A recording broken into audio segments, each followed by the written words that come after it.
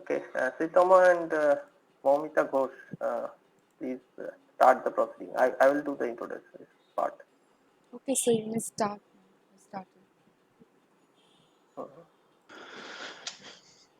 Okay, hello everyone. Today we have with us Marcos Teixeira, doctoral scholar at University of Minho, Braga, Portugal, and he is associated with Center of Molecular and Environmental Biology as well as Institute of Science and Innovation for Biosustainability. His research area interest encompasses polykit taxonomy, DNA barcoding, and evolutionary biology.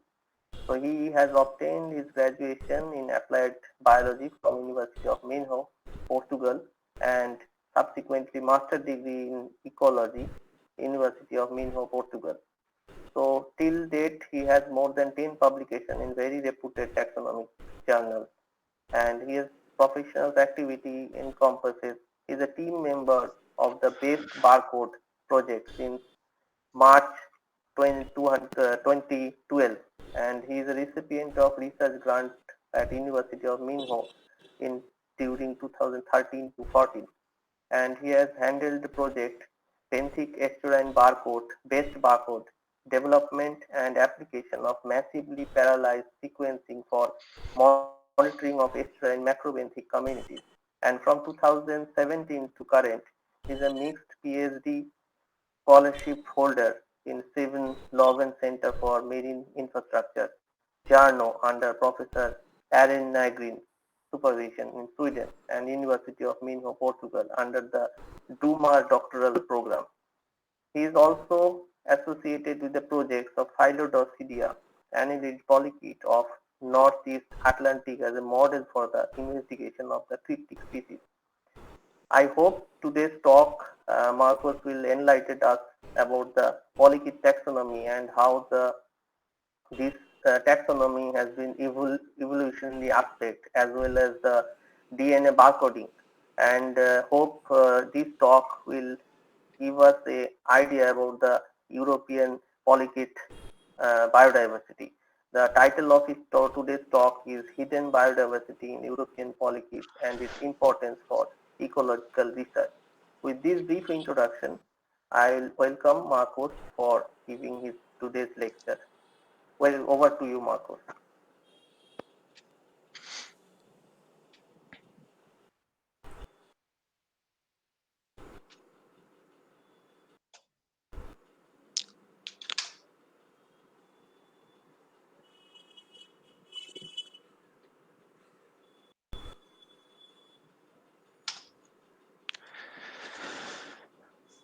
Okay, I will start. So, hello everyone. My name is Marcos. I'm a third year PhD student with a mixed grant between Portugal and Sweden. I'm working with the cryptic species of polychaetes, mainly from the order Phyllodoxida and around the European coasts. I'm using both molecular and morphological data to detect and describe these new species complexes, while also trying to answer some questions regarding this cryptic phenomenon. In this presentation, I will first give a small introduction about the work I'm doing, namely about cryptic species, the molecular and morphological methodologies, as well as the current status of the Phyllodoxida in molecular databases such as BOLT. Then I will share some of my results with you regarding 5 different species complexes that I'm working with, namely the Amida sanguinea, Eulalia clavigra, Aedes versicolor, Platinereis dumerali, and Perinereis cultrifera, and also giving examples of true cosmopolitan species. Lastly, I will speak about some implications of this sudden increase in hidden biodiversity in the ecological work. Okay, cryptic species, what are they? They can be defined as 2 or more morphologically identical species, but genetically distinct. The discovery of these cryptic species has grown exponentially over the past decades, where a lot of the so-called cosmopolitan species, which are those that occur frequently and are thought to have a very wide geographic distribution area, were in fact complexes of cryptic species with a more restrictive geographic distribution. And the occurrence of this cryptic species appears to be particularly frequent in polychaetes, one of the most prominent bioindicator groups among the marine benthic invertebrates. As a complement to morphology, molecular approaches have been efficient in unraveling latent biodiversity, clarifying taxonomic ambiguities, and screening for potential cryptic diversity. Regarding the methodology for this, after I get access to specimens around the key locations around Europe, I'm using published methodologies regarding DNA extraction protocols, PCR, electrophoresis, and purification in order to sequencing the mitochondrial DNA CO1 gene as a transversal primer marker, which is widespread used to barcode the different species.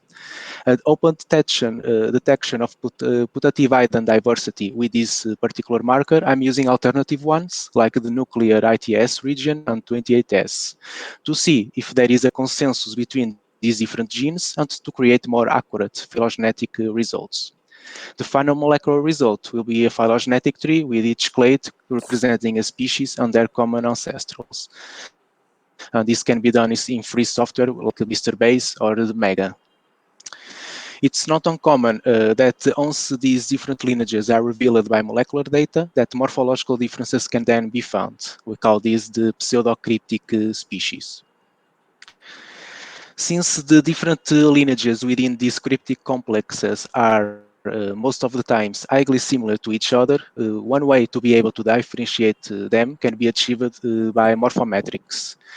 This is a quantitative analysis of the size and shape of key morphological characters used to identify particular species. This is done with a magnifying glass, with an incorporated ruler, or with a measurement software.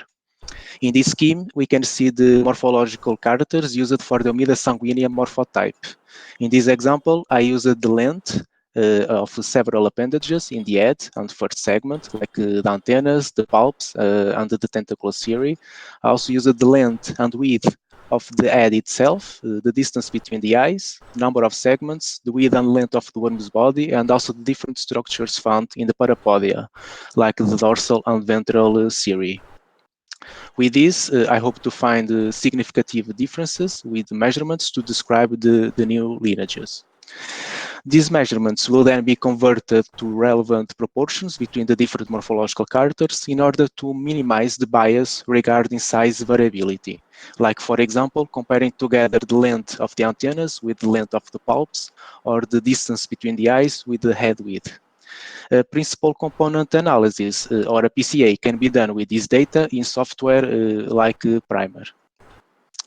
Other techniques, such as micro-CT scans that allow to see the internal morphology of the worm, or SEM scans, which gives detailed analysis of particular external morphological structures, like the Ketas, pointing out in the figure, can also be successful methods used to differentiate cryptic species. Another method I plan to use is counting the number of paragnats, which are small ornithid-like jaws present in the proboscis, as seen in the figures as black dots, and are characteristic for the Nereidid family. Previous studies were able to distinguish cryptic species from this family with this analysis alone. The proboscis is a modified pharynx that comes out of the worm's mouth and is usually used to catch food. If you guys ever seen the Alien movies, the creature has a similar structure, which was probably based on these polychaetes. However, this proboscis is not always inverted in preserved specimens, which makes it impossible to analyze in very small worms. This is a technique better suited to medium and large Nereidids instead. Other families, such as the Phyllodocytes, do not have these paragnats, but instead they possess smaller structures in the proboscis called papillae. Their presence or absence can also be used to diagnose different lineages from the same complex. Now, regarding the current status of the molecular data, I did a compilation of CO1 sequences in a dataset to see the worldwide DNA barcode coverage for the Phyllodocidea species present in both databases. With this, it's also possible to evaluate taxonomic uncertainties and to analyze species phylogenetic diversity. Such analysis can improve DNA meta-barcoding studies at the taxonomic assignment step and will highlight the gaps that still need to be filled out and possible taxonomic revisions. In the pie chart, I only used the records which had the species name, around 60% of all the CO1 sequences in the dataset. The remaining ones were just the records identified to the genus, to the family, and so on. And I compared this against the worldwide Phyllodossida checklist based on the WORMS database. And only less than 11% of this checklist had barcodes, which highlights the incipient state of the molecular reference library regarding this group. In the other graphic, we can see the 7 most sequenced families. However, only the green part have barcodes. For example, the Celida family is the one with the most species sequence, but is also the one with the most species yet to barcode, with almost 1,000 species with no molecular record at all.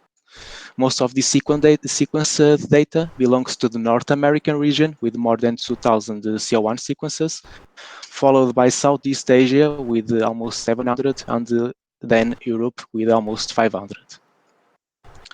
Now, I will share some partial data about the results I got during the last years in my PhD.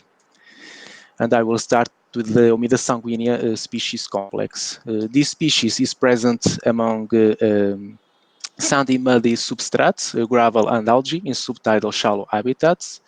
10 different species were already discovered in Europe for this complex, with 8 of them described by Nigram and Plagel in 2011. This Nigram guy is now my co-supervisor, and in that study, he used the molecular data and different types of white pigmentation to delineate these new species. No other morphological differences were evident except the presence and absence of Proboscidea papillae. Usually, these species do not have these papillae, which, like I said before, are small dots or hooks present in the proboscis, but some lineages from the study in 2011 show the presence of these features. More sampling was recently done, and I wanted to see if there were more hidden species within this group. Here is the updated phylogenetic tree and the continuation of the previous study from my supervisor with the new data.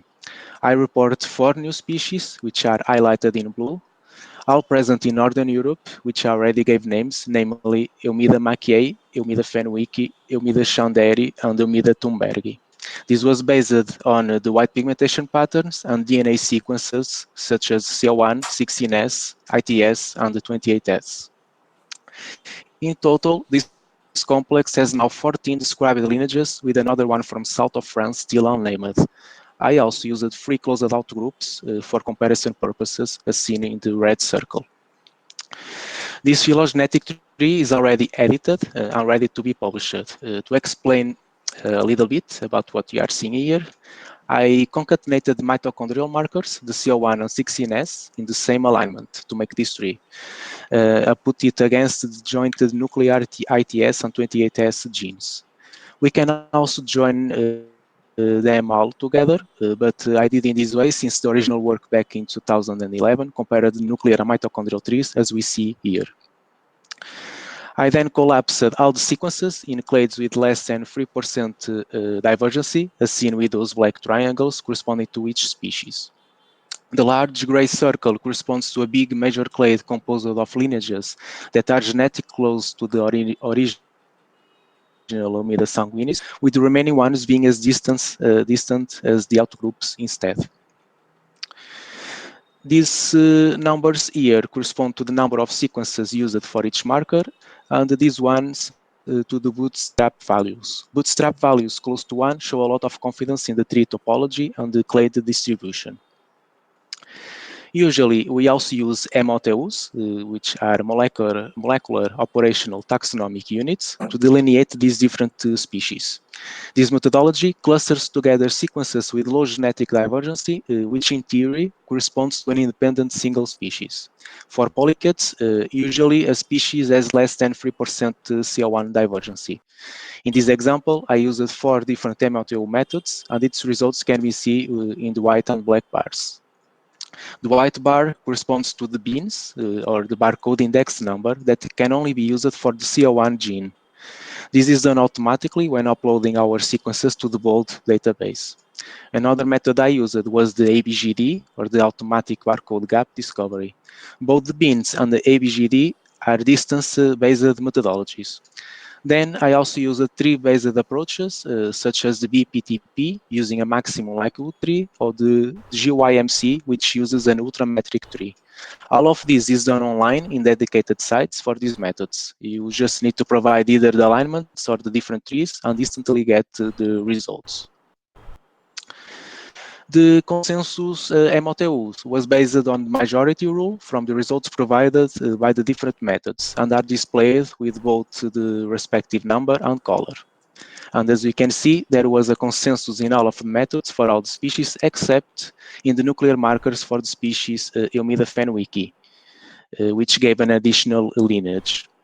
This may be because of introgressive hybridization with an ensemble lineage, which could have allowed the migration of the mitochondrial DNA to be present in the nuclear cells. Another exception to the MOTO consensus was the cluster of the free species, which I call the Nutata-Merope subcomplex.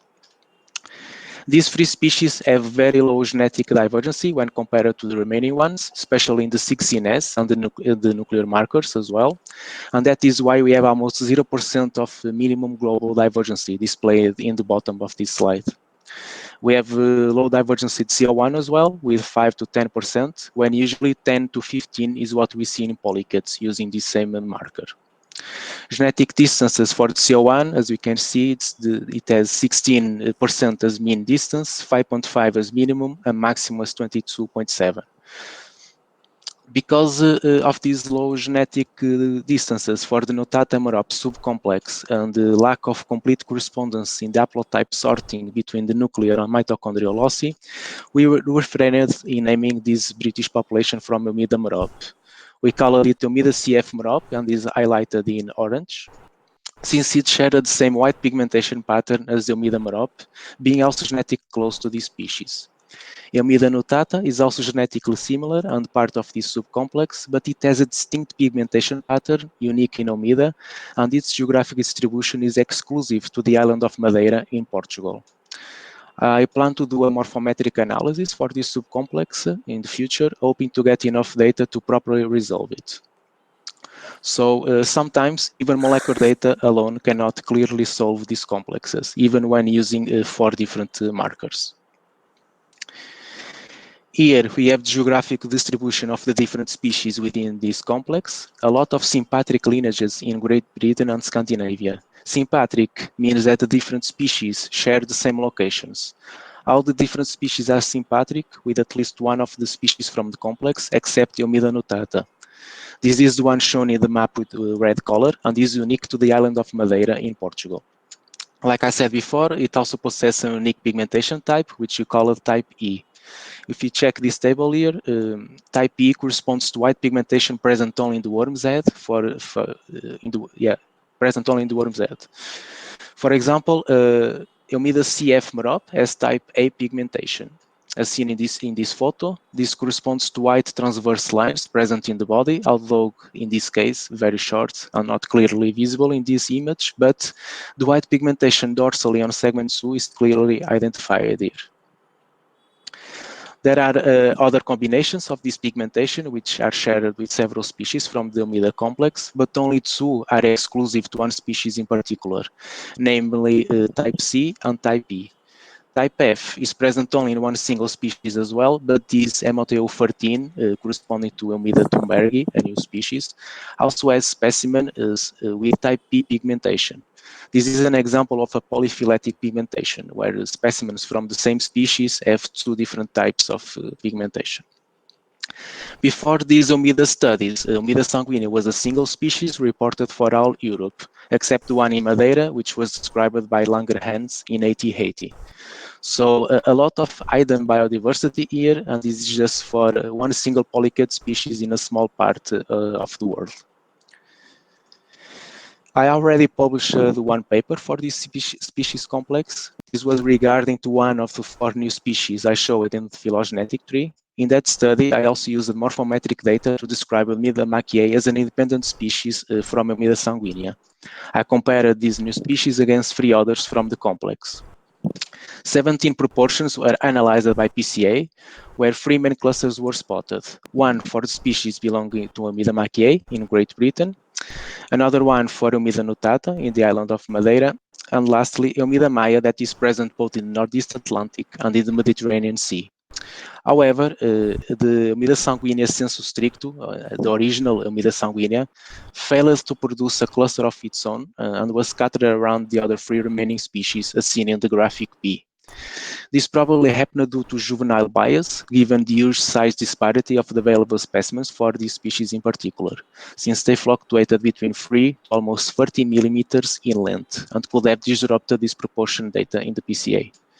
Previous morphometric studies also pointing out the importance of the worm's length and width, as well as the number of segments in the discrimination between similar species, which further fuels this hypothesis. Or it could be a species trait and unable to be separated by this methodology, since phenotypic variability seems to be very common in polychaetes, with the polyphyletic pigmentation being another example of that. Here we can see scatter plots specific to one single proportion. These 2 particular proportions were the most obvious, with visible differences between the new species and the remaining ones. In the first plot, Eumida machiae in blue have a 1-to-1 ratio between the length of the antennas and the length of the palps, with the exact same size, unlike the other 2 species where the palps were slightly larger than the antennas. In the second plot, the distance between the eyes compared to the head width were far greater in the new species when compared to the remaining ones. Now, moving on to another species complex, this time for the Eulalia clavigra. This is part of an already described pseudocryptic complex between Eulalia viridis and Eulalia clavigra. These belong to the green phyllodocytes. They are considered pseudocryptic because although they are morphologically similar, they still have visible morphological differences that can be spotted by the naked eye. So they can be distinguished by the distribution, reproduction time, and morphology, and size of the mid-body dorsal cirri and the size of the proboscidea papillae. Species in the North Sea and Scandinavia coast with the smaller papillae belongs to Eulalia viridis, and the species reported in France and in England have a significantly thicker dorsal cirri attributed to Eulalia clavigra. So I wanted to know if there were more cryptic or pseudocryptic lineages belonging to this complex and got specimens around Europe, and this was the result. Suddenly, this became much more complex with at least 8 different species found. In blue are the ones that grouped with existing sequences from Eulalia clavigra. Although separated in different clades, the blue species found in the islands of Azores and the Canaries have very low genetic divergency with less than 3% distances when compared to the species in the continent. Using both BEANS and ABGD MU2 delineation method, both of the blue clades grouped as the same species. Eulalia viridis, as expected, was present only in the Scandinavia region, as we can see with the green color. The island of Madeira once again had a distinct species from everywhere else. Another distinct lineage was found as well in Croatia with the orange color as seen in the map. And this part of the Eastern Mediterranean also have a different lineage found in the south of Italy with light green color. The Western Mediterranean seems to be a cryptic hotspot with at least 4 different species from this same complex, with 2 of them also shared with Great Britain and 1 with the rest of the Northeast Atlantic, with the remaining 2 being exclusive to this part of the Mediterranean Sea. Based on tree topology and genetic distances, major clade A might correspond to the Eulalia clavigra group by sharing the same reproduction time, while clade B corresponded to the characteristic reproduction times from Eulalia viridis, but only ecological studies can actually confirm this. Genetic divergences for CO1 are the mean distance of 19.4, minimum of 7.5, and maximum for 24.1. Because I lacked enough specimens for some lineages, a simplified morphometric analysis was done instead of a PCA like I showed before for the Eumida sanguinea. Here we can see 3 examples of measurements comparing 2 different morphological structures done between the 3 distinct MOTUs with their respective independent clusters. The one found in Northeast Atlantic, which also includes specimens from the Canary Islands, can be seen in the plot with the respective dark and light blue colors. And this corresponds to the actual Eulalia clavigra species. We can also see one of the lineages from Banyuls in south of France in red, and another one from Madeira Island with the pink color. I still plan to use an additional lineage in this analysis, which have a distinct yellowish coloration instead of the characteristic green coloration found in these phyllodocetes. But I only recently got the specimens, so it's still not done yet. The remaining lineages have a very low amount of specimens and are very small, so I will not use them in morphometrics or naming and describing them for now.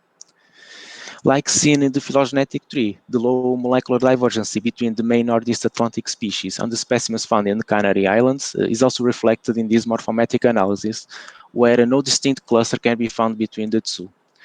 One evident feature when looking at these plots is the size difference between the different lineages. Usually, the population from Madeira are smaller specimens compared to the remaining ones.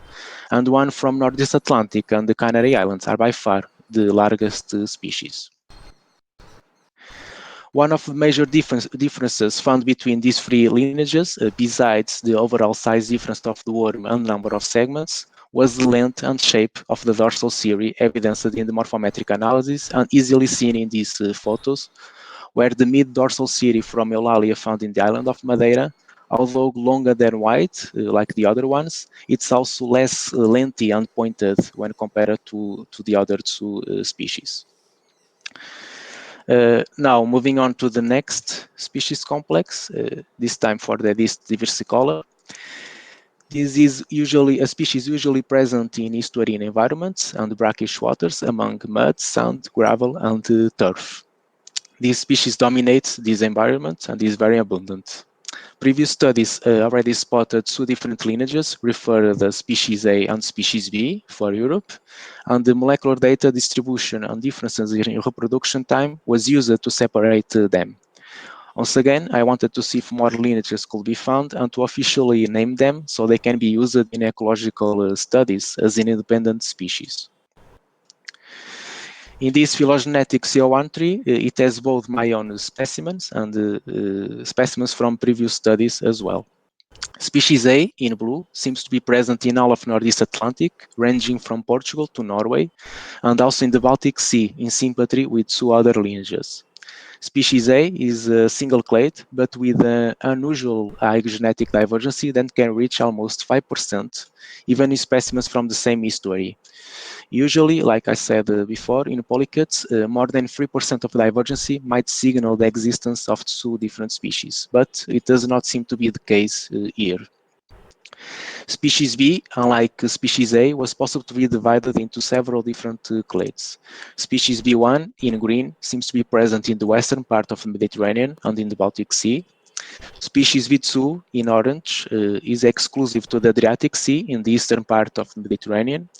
Species B3 is present only in western Greece, in the Ionian Sea, as we can see with the red color in the map. However, this particular one has less than 4.5% genetic divergence compared to the lineage B2. So I do not expect for it to be a new species. Species B4 with pink color is present both in the eastern Greece, Black, Caspian, and south of the Baltic Seas. Genetic distances for the CO1 in this group are 7.1 as mean distance, 4.4 as minimum, 13.2 as maximum. Luckily, I got plenty of specimens to perform a PCA with the morphometric measurements. I compared species A against B1 and B2 and also plan to use species B4 later, since I only recently got specimens from Greece. Anyway, 27 proportions between morphological characters used to identify these morphospecies were analyzed, where 3 main clusters were highlighted corresponding to the 3 different molecular lineages. The most interesting take on this PCA is that the species B2, which was close in molecular terms to species B1, had the most divergent cluster and the measurements values compared to the other 2 lineages, with species A and B1 being morphometric close to each other instead. This is a different analysis that you can also do with the measurements. It's called the SIMPER, and this is where the similarities and dissimilarities of the different analyzed proportions between the different lineages were converted to percentages, similar to genetic distances. Look at how the average interspecific variation in species A is way higher compared to the other lineages, which also happens in molecular data. The morphological proportions that were the most similar within species, for example, in species A, was the number of segments with worm width, while for the other two species, proportions between the distance of the posterior and anterior eyes with the head width contributed the most for their similarity. For the interlineage variation, the number of segments and worm length contributed the most for the difference found between species A and B2 and species B1 and B2. Lastly, the proportions between the head appendages, like the antenna and the short tentacle series, were the ones that better differentiate species A from B1.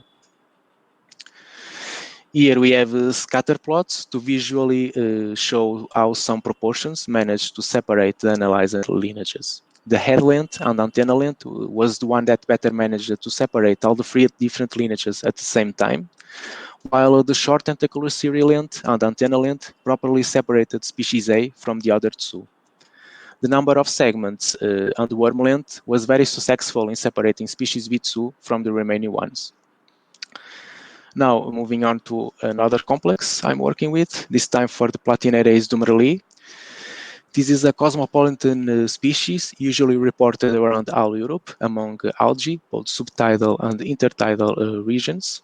This is a species that is morphologically identical to the already described Platinereis massiliensis, and they can only be distinguished by the different reproductive strategies and life history.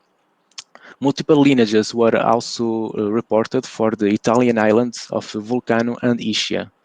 Based on this, it seemed to be a perfect species to work with, and it's also one of the most abundant and easily found in Europe.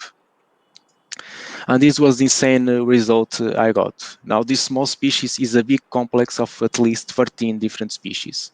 One big lineage seen with blue color in the map is present in the Micronesia Islands, which is a combination of the Azores, Madeira, and Canary Islands, and is found as well in Morocco. Each Portuguese archipelago also had a unique lineage to them, one in São Miguel Island in Azores with red color, another one in Porto Santo Island in Madeira with pink color. However, in the Spanish archipelago of the Canaries, I found at least 5 different species belong to the complex, distributed among 6 different islands, with 4 different sympatric lineages in the island of Gran Canaria alone. There's also at least 3 possible lineages in the continental Portugal, where one of them is shared with Scandinavia, with the yellow color, and the other 2 seem to be present both in the Mediterranean Sea and in the rest of Northeast Atlantic. The Mediterranean also has 7 different lineages, with 2 being unique to the eastern part of the sea, while 2 others unique to the western part. The Western Mediterranean also shares lineages with Portugal, Scandinavia, the Canary Islands, and Greece. I divided the tree into 4 major clades corresponding to the respective common ancestrals, with clade A being the one where Platinereis massiliensis from the previous studies is present. So there is a high probability that the other lineages from this major clade might have a similar reproduction mode as Platinereis massiliensis, with ones from clade B sharing the same reproductive features as Platinereis dumerlii instead. Clade C seems to be a pseudocryptic. Some visible differences can be found in the specimens, for example, the size of the tentacular series and lack of dorsal pigmentation. Clade D might not belong to this complex at all. I got access to very few specimens and their quality is not the best for a detailed morphological analysis. They look like Platinereis dumerlii, but kinda different. And based on CO1, it seems to be closer to the species Nereis plagica found in the gene bank instead. I also plan to do SEM scans comparing the different Kita types and Parapodia in the most abundant lineages to complement this molecular data. SEM scans are electronic microscopic scans with very high resolution that can be used to spot small differences like the shape and size of the dorsal and ventral series, or spotting very small but new structures not present in the original morphotype. Genetic distances for this species is a mean of 23.1, minimum of 9, and maximum of 32.6. Now moving on to the final species complex that I will share with you guys. This is the Paranereis cotrifera. This is a cosmopolitan species, usually reported around our Europe in rocky beaches. Two lineages between north of France and Algeria, which is in north of Africa, could already be separated with the number of paragnats. Two populations from the Elba Island in Italy were also distinguished with the paragnat count and the habitat type, and differences in reproduction times and types were also reported between Northeast Atlantic and the Mediterranean populations. So this also seems to be a very interesting case with high probability of finding new unreported cryptic lineages. Like Plataneireis zumerli and Eulalia clavigra, it's a species very easy to find in rocky beaches, especially in the Northeast Atlantic and in the islands. In total, at least 11 different possible species were found. At least 3 different lineages were spotted in the Canary Islands, with 2 sympatric lineages in the Gran Canaria Island alone. Other 4 lineages were found in the Western Mediterranean and 1 unique to the east part of the sea, as we can see with the green color in the map. Mainland Portugal has 2 distinct species, and one is shared with the Northeast Atlantic, and the other seems to be unique to the Iberian Peninsula, with the yellow color. An additional Portuguese lineage can also be found if you count the Açores archipelago in São Miguel Island, which was the only one I managed to get specimens from. Unfortunately, I was not able to get specimens from Madeira Island because I was sure there was a new species over there as well. Genetic distances are 20.4 as mean distance, 8 minimum, and 30.9 as maximum distance. These genetic distances that I'm being reporting are what we usually find in other non-cryptic species. I plan to use micro-CT scans and paragnat counting in the majority of the different lineages to complement this molecular data. Lastly, I plan to use this complex as a case study regarding the problematic of naming cryptic complexes where the holotype comes from a type locality where more than one lineage is present. There is a high probability that the original material and description done by group, which was the guy that first described this species, might have included more than one lineage from the Western Italy, since there is an apparent inability to distinguish these same lineages based on traditional key morphological features alone. One solution is just to randomly pick one specimen from the same type locality and use it as an L type in case the original holotype is not available to sequence. One interesting thing when analyzing these complexes, and using this one in particular, is that it seems there is a clear geographic break between the Western and Eastern Mediterranean. As we can see in the map, the Eastern lineage do not occur in the West and vice versa. Reports of deep divergency in invertebrates between the Eastern and the Western Mediterranean are often found and frequently attributed to what we call the Messenian salinity crisis that happened around 6 million years ago. This is when the Gibraltar Strait closed and the Mediterranean Sea lost contact with the Atlantic Ocean. So the water levels diminished and the Mediterranean became divided into 2 separate lakes, one in the west and another in the east. This could be a possible evolutionary insight used to explain these modern-day distributions of this species complex. They became different species because of the previous isolation, but morphological stasis prevailed until today. Islands are also a good source for genetic isolation with unique environments which can promote speciation, as well as comparing populations from the Mediterranean and Northeast Atlantic because, like I said, in the past, Gibraltar Strait was closed and gene flow was absent. Glacial refugia can also explain multiple unique lineages that we can sometimes find in Northern Europe, like in Scandinavia or the United Kingdom. And when the Northeast Atlantic, the West and Eastern Mediterranean do share the same lineages, this could be attributed to oceanic translocation by human activity, either from the Mediterranean to the Northeast Atlantic or vice versa. That's how the problematic of invasive species occurs. Here we have examples of species I sequenced and searched in GenBank as well, but failed to show evidence of being cryptic complex. Specimens from Alita virens, from the Nereidid family, specimens from the Atlantic part of the United States, north of Canada, Russia, and Sweden from Alitavirans failed to produce multiple lineages and grouped in a monophyletic clade with low genetic divergency instead. Same happened for the Neftizumbergi, for Neftida family, where specimens from Portugal, north of Spain, Great Britain, Norway, and Greece always failed to create multiple lineages and grouped in a monophyletic clade with less than 3% of divergency.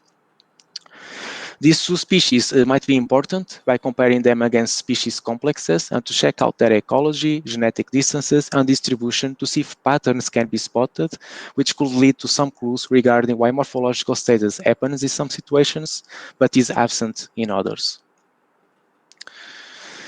So these and other studies with cryptic species show that the true biodiversity is completely overlooked, especially in marine invertebrates such as polychaetes. In this slide, we can see an accumulation curve done in the both database.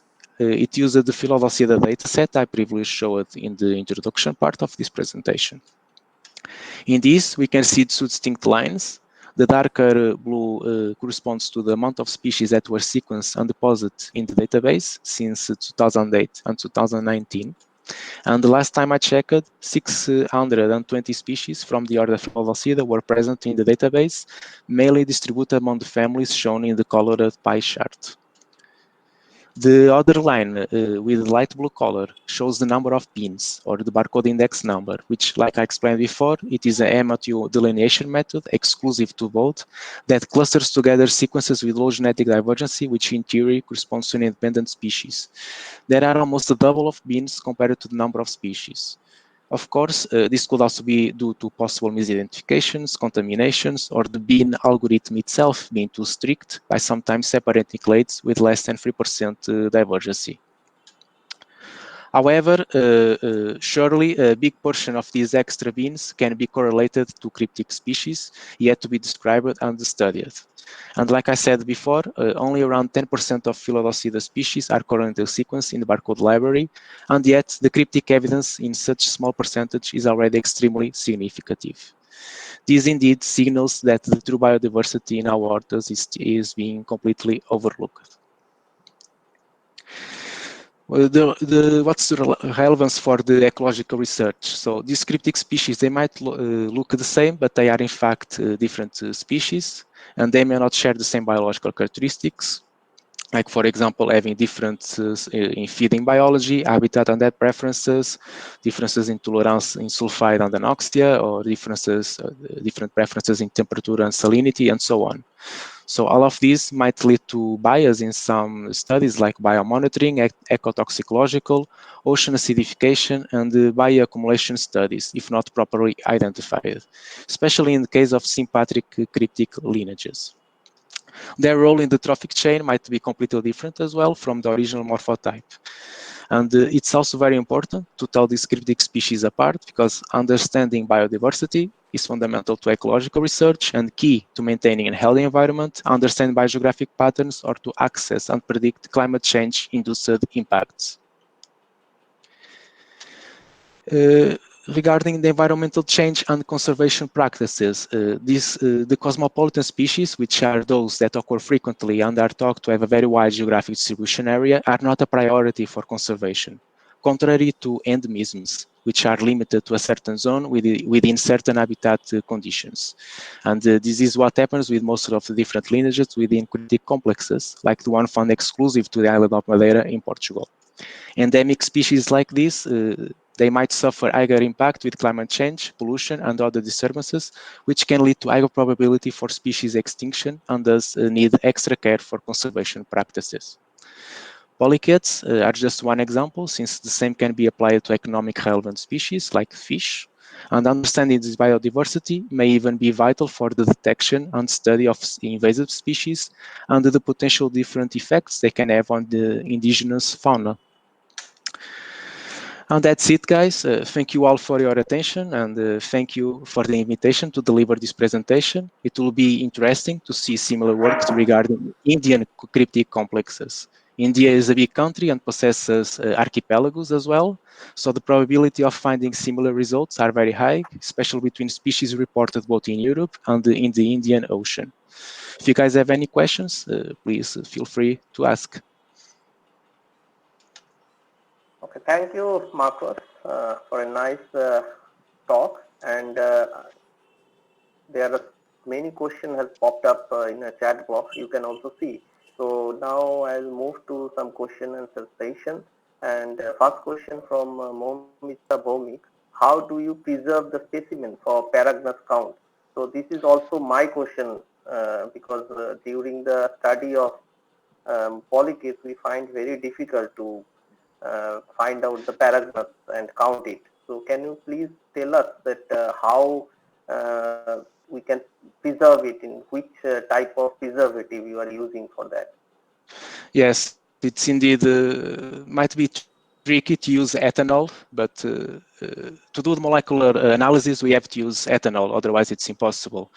And the Paragnats, at least the species that I'm planning to use it, it's a big species. It's quite big, and usually they seem to stay preserved really well. I don't have trouble, at least with that species in particular. So I just using basic ethanol. But of course, if you use with other solutions like formalin and formaldehyde, the results will probably be better. But for this species in particular that I plan to use, I don't have trouble with using ethanol. Okay, okay. So do you treat them before preservation with any chemicals or any other things? Because we generally do magnesium chloride solution before preserving it, so that this Paragnus part can be the jaws can be out from their pharynx. So are you using similar type of things? Usually I don't use for the most of the species, but my supervisor, at least for the Omidas, which are very small species, he used some kind of I would say a stabilizer, so they can stop moving it. So they stop moving it, and they can take live photos of them, and then if you put them in ethanol, they stay quite nice. But I don't remember the solution. It's some magnesium solution, I believe. Yeah, magnesium Yeah, chloride, I guess. yeah. So But for the remaining ones, I just use ethanol because I also do not have the conditions when I'm, for example, sampling the Canary Islands, and my budget is very limited. So we have to quickly sampling them, put ethanol, and moving to another island. So there was no time to do this type of so once procedures. collecting and after sieving, you are directly putting on ethanol, or you are initially putting on formaldehyde? No, I put directly in ethanol. Then And you are yes, doing put the directly. Sorry, say please. pardon. Then you are doing the sorting on board. Yes. Okay, okay. So from Momita, another question is there. Have you ever found discrepancies between morphometry and the molecular data? Yes, that, for example, that example that I gave with the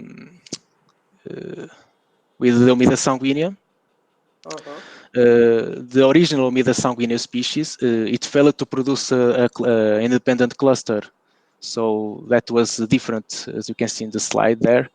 In the graphic B, in green, the green dots, it's the Omida sanguinea, the original species, and it didn't group in the single cluster. So it was kind of scattered around the other three species. So this contradicted the molecular data, where for the four of these species were different species. Okay. And another question from Momita again. Do you agree different taxon concepts are responsible for creating taxonomic inflation? What is your opinion regarding this? Taxonomic inflation. Yes. For example, the case of the beans that I used to show the accumulation curve in the last slides. Most of them, the bean algorithm, just because it is a different bean, it does not mean it is a different species. This is why it's also needed to do this morphological analysis like morphometrics, and instead to actually be confident that they are different species. Of course, ecological studies can also help a lot. Like the species with the same morphology, they can be quite different regarding reproduction strategies. Platinereis dumerlii amanseliensis is the perfect example of this.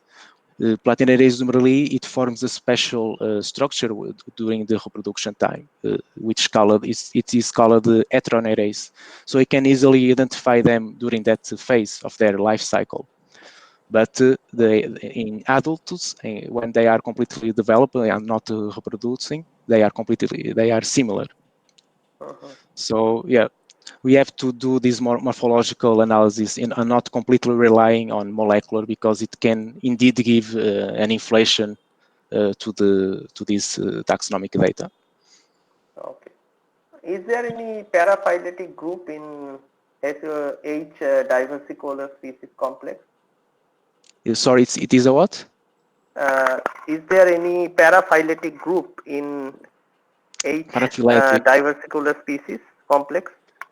The ones that I'm studying, I didn't find any case of that. Okay. But Okay, there are cases where that happens. If you analyze the both database and we have different species with the same name, and they have those paraphyletic situations. Okay. Another question from Soumya Subro Vaishnav. In your research, how many species are studied for this cryptic species complex estimation? How many species? How many? Actually, he might be want to know the n number. Well, I'm using just 5 morphotypes, and each one of them has at least 10 different species. If we make an estimation, so 10 times 5, almost 50 different species. So I have one question regarding this. So which part of the body structure you are taking and which yields most DNA for these blast studies or taxonomic molecular taxonomy?